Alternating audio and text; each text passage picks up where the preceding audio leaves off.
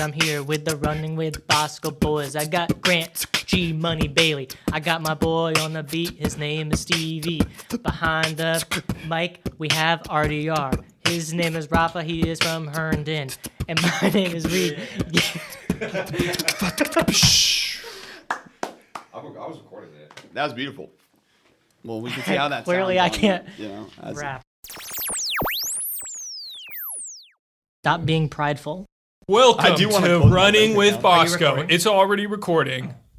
That's awkward. Oh, no. Welcome That's to awkward. Running with Bosco. And today, Reed.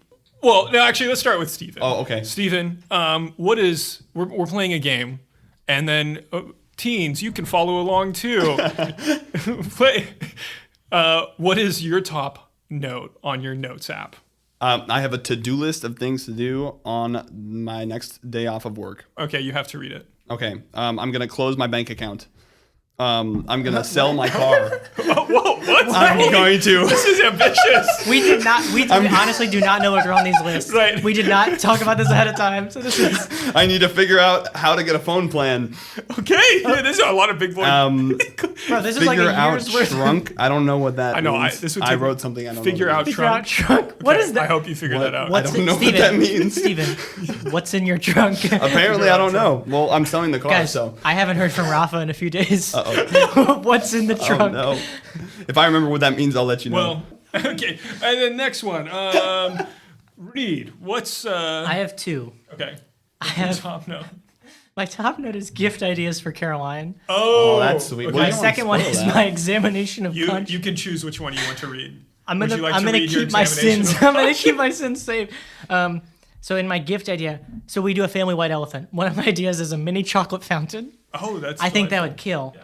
For Caroline's grandmother, binoculars for nature watching. Do you think Caroline's gonna listen to this? I don't Caroline, skip 30 seconds forward. know. Ready? She's not going to. No one tell Caroline this. A tart pan. Oh, for tarts. I think she'd really like that. Oh, Also, a book on how to make tarts because she doesn't know how to make tarts. That's brilliant.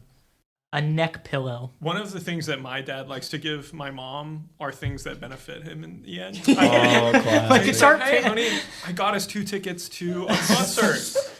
Well, I think I'll keep my examination. I probably should take that out of my notes, but I'll keep that.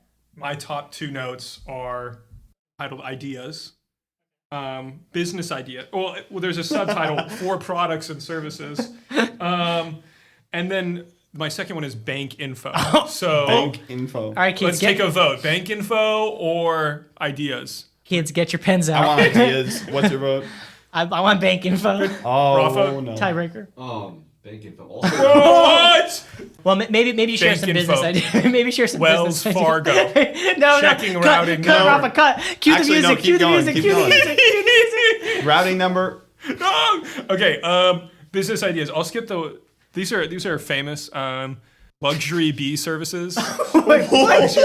No, this is actually one of my best ideas I've ever had, and I actually And learned you're that gonna this, share it on this podcast for already millions to exists. listen. So Grant, luxury what the heck bee is a luxury services. bee service? Luxury bee services. Imagine this. Okay, imagine this. Look, you want to tap into a market where people have money. You want to tap into a market where people have land. Think about this. I'm rich. Imagine are? this. No, His- I'm not his rich. But bank imagine info this. will let us know that. I'm a wealthy businessman. I've acquired a few land. A few Lands. Many Yes, I have lands lands. and many acres on those lands. Up in Northern Virginia, I'm like, yes, I want to have an activity. Oh, wouldn't it be cool if on my land I had bees, right? True. Like Save the bees. save the bees. You want to be someone who is helping the environment. Yes. You want to be pollinating your stuff, like all your plants and stuff.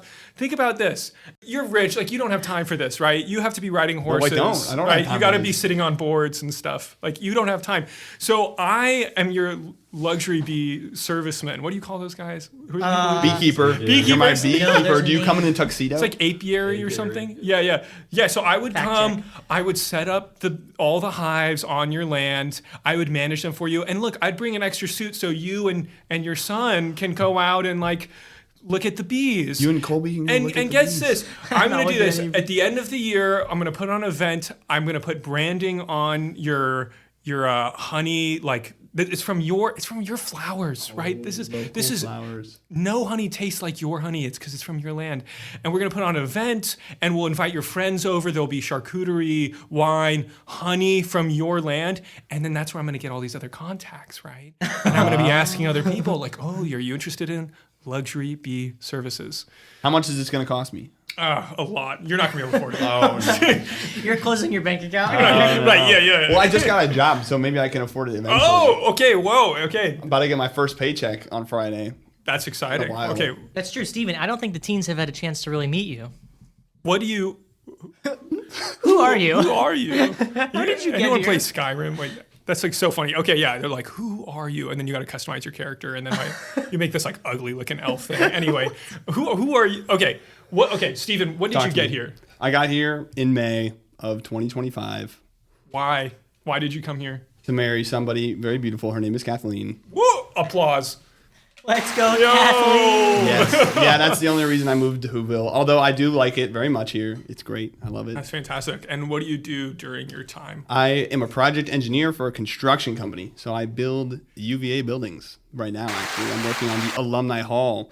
We're about to knock it down. I guess by the time this is released, it might be knocked down. Oh, wait, seriously? Maybe. Oh, shoot. September something. That's fantastic. But schedules, they'd be running late. You know how it yeah. goes. Okay, and are you enjoying your job? I am really much enjoying my job. The reason I like construction is because it's a very in-person job. You know, you're always working with people. You get to meet people all the time, new people, mostly old people, but some young people, Yeah. and people with all kinds of life experience. Yeah, okay, that's super interesting. I think one of the things that I've sort of, tried to wrestle with is when working with people, how do you so I'll say that the most important thing in my life is my faith. I have my wife, Grace.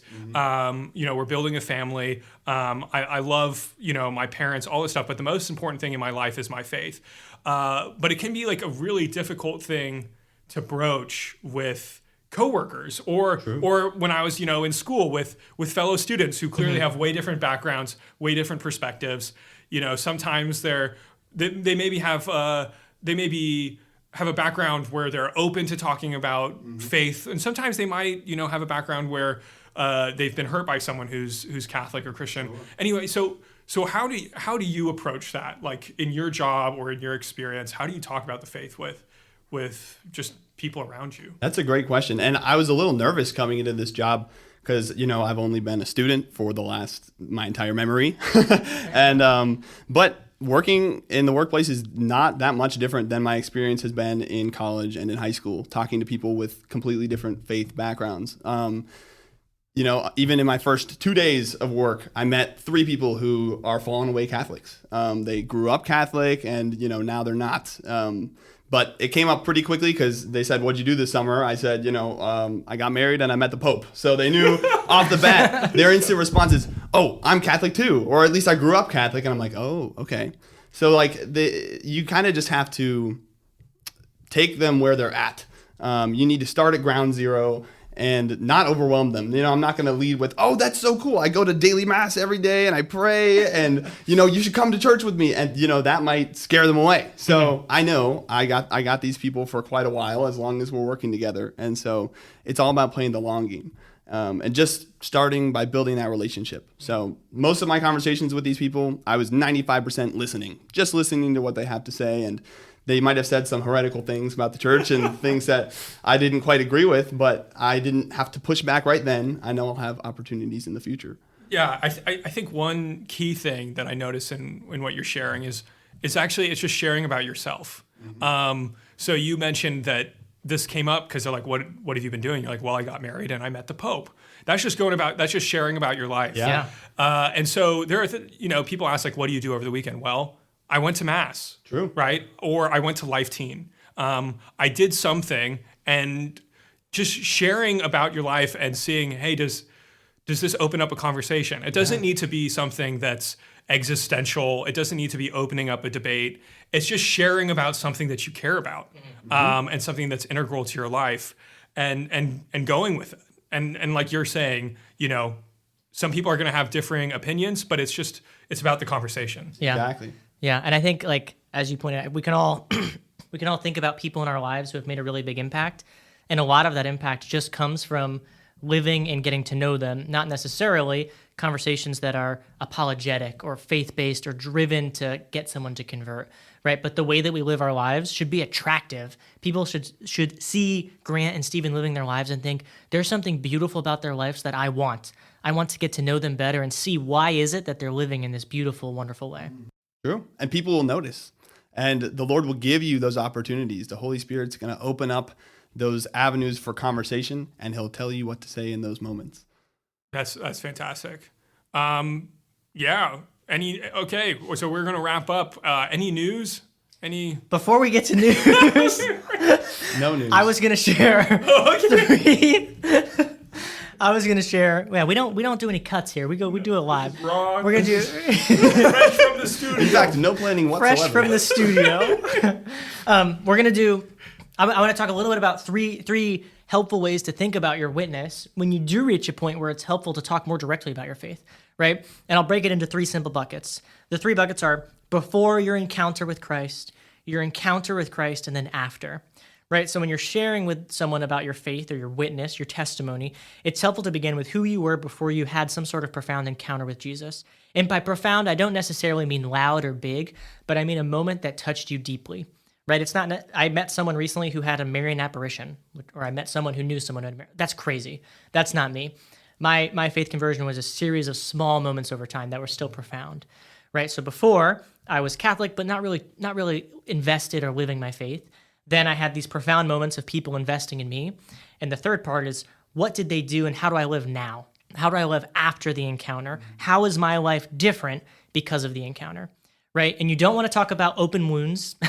It's okay to have open wounds. We all have them, but it's not something that you're probably not in the best place to be sharing about them in these moments until they're healed and you can share about them prudently and helpfully. You want to make sure you focus on the after more than the before. You don't want to glorify your life before if it's a life of sin or anything like that. It's okay to be honest, of course, about your life, but you want to focus on the after, right? And you want it to be authentic. I think young people have a really good meter for reading if people are being authentic. And I think people in general, young and old, like us old farts here, people respond really well to authenticity, more so than most other things.